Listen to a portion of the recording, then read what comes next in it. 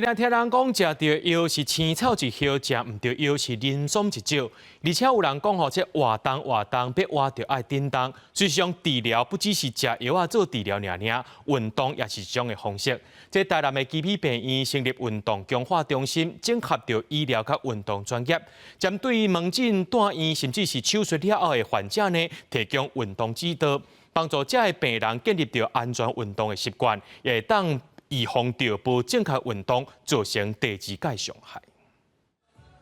有教练带医生做运动，正平倒平打骹步，加上双手配合节奏来叮当，实际体验连接运动。这唔单单是活动身躯，也是医疗团队所设计的运动项目训练流程。未来这款模式会应用在病患顶悬，互当咧复原的病人通透过安全专业的运动指导，建立因初步的运动能力。从医院转接过来的话，有很多不同种的个案，就是比肌肉没有力气，然后比最常见的就是膝盖，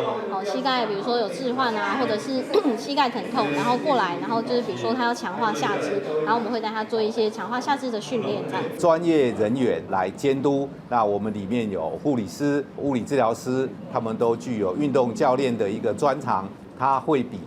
一般的俱乐部健身房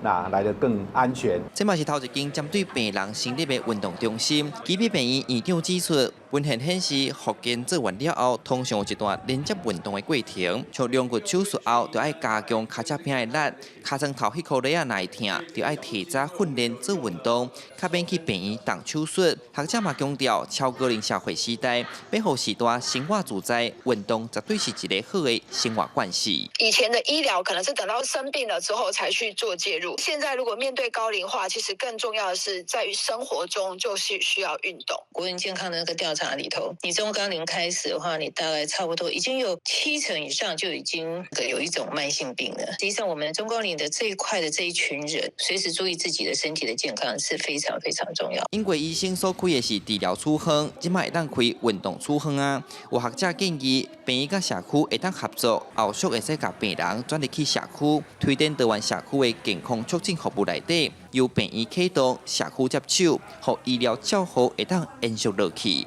记者宋台南采访报道。